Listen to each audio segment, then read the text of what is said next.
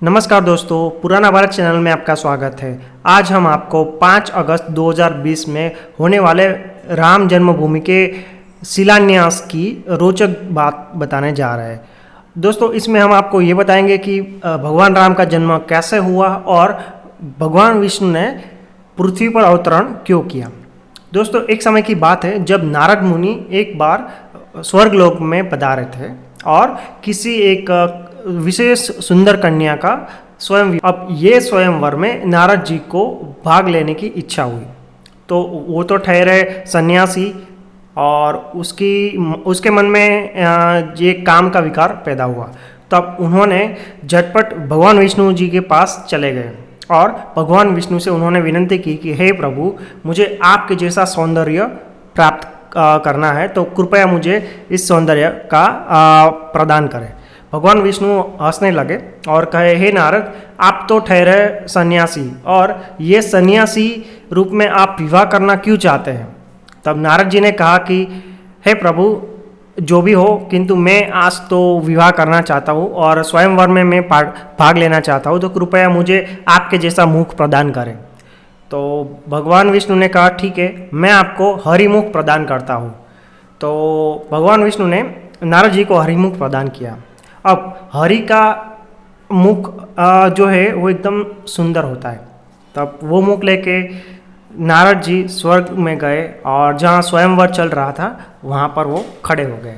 वहाँ पर एक देवी जिसका स्वयंवर चल रहा था वो धीरे धीरे नारद जी के पास आई और उसको देखकर हंसने लगी। ये मुस्कान नारद जी को बहुत अच्छी लगी और उसको लगा कि अभी मेरे गले में ही ये जो है स्वयंवर की माला डालेगी, किंतु वो देवी उसे हंसकर वहाँ से निकल चली और उसके साथ साथ उसकी सखी भी हंसने लगी और वहाँ से निकल चली। तो ये जाके आगे दूसरे राजा के पास चली गई। उसके बावजूद नारद जी को लगा कि वो उसके साथ मजाक कर रही है, तो फिर से नारद जी उसकी सखी और वो देवी के पास चले गए और कहा कि आप मुझे पसंद है तो आप मेरे गले में वरमाला डालिए, क्योंकि मेरे पास हरी मुख है।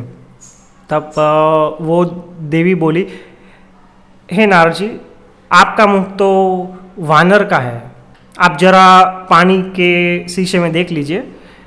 हम तो किसी राजा या राजकुमार के गले में वरमाला डालने चाहते हैं। अब ये सुनकर नारद जी को बहुत गुस्सा आया। अब उन्होंने देखा कि पानी में अपना मुख देखा और पता चला कि ये तो वानर का मुख है। तब उसी क्षण नारद जी ने भगवान विष्णु को भयंकर श्राप दिया।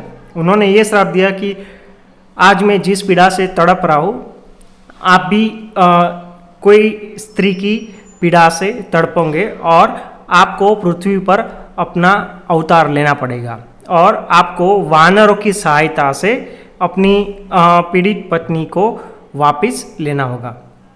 अब भगवान विष्णु तो अंतर्यामी थे, उन्हें अपने श्री राम अवतार की पूरी योजना बनानी थी, तो उन्होंने कहा तथास्तु, ऐसा ही होगा।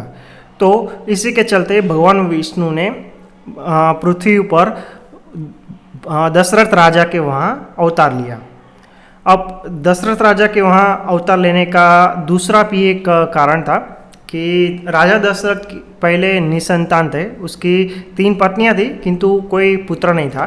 तो उन्होंने पुत्र कामेष्टि यज्ञ किया और पुत्र कामना के लिए भगवान वशिष्ठ ये आती है कि दशरथ राजा ने एक बार शिकार के लिए निकल चले थे और रास्ते में उन्होंने देखा कि एक हरण की आवाज़ आ रही है। हरण नदी किनारे है और पानी पी रहा है और उसकी पानी पीने की आवाज़ आ रही है। तो वो देखकर दशरथ राजा ने शब्दवेदी बाण निकाला और उस आवाज़ की ओर बाण छोड़ दिया। अब हालांकि वो शब्दवेदी बाण था, तो तुरंत वो निशाने पर अचूक लगा और एक मानवीय चीख निकली और मानवीय चीख से पता चला कि ये तो कोई मनुष्य है। तो तुरंत दशरथ राजा वहाँ मनुष्य के पास गए और देखा तो वो एक युवक था, उसका नाम श्रवण था। श्रवण ने अपनी पूरी कहानी बताई और कहा कि मैं मेरे माता पिता को यात्रा करवाने के लिए निकला था और मैं उसके लिए पानी भरने के लिए आया था। तो कृपया आप ये पानी का घड़ा मेरे माता पिता को दे दीजिए। यह कहकर श्रवण की मृत्यु हो गई और एक तेजस्वी युवक की मृत्यु से राजा दशरथ बहुत विह्वल हुए। तो उन्होंने बाद में पानी का घड़ा लेकर श्रवण के माता पिता के पास गए और पानी दिया। दशरथ की पग की जो आवाज़ थी उससे श्रवण के माता पिता ने पता लगाया, उसको पता चल गया कि ये हमारा पुत्र नहीं है और पूछा कि आप कौन हैं और मेरे पुत्र को मेरे पास भेजिए।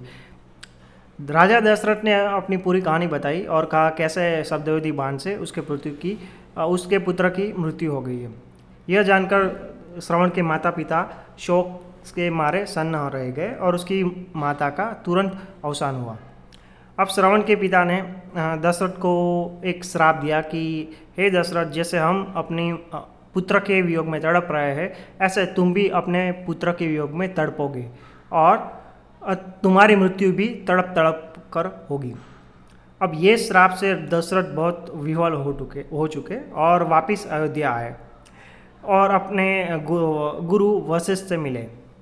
तब गुरु वशिष्ठ ने कहा कि ये श्राप आपके लिए एक वरदान की तरह ही है, क्योंकि आपको तो कोई पुत्र है नहीं, तो इससे आपका पुत्र भी, आपके कुल में पुत्र भी जन्म लेंगे।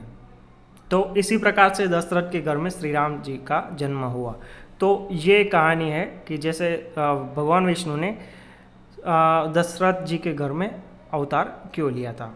दोस्तों, अगर आपको इसके बारे में कुछ रोचक जानकारी प्राप्त करनी है तो कृपया इस वीडियो को ज़रूर देखिए और अपनी राय कमेंट बॉक्स में कमेंट करके ज़रूर बताइएगा। धन्यवाद।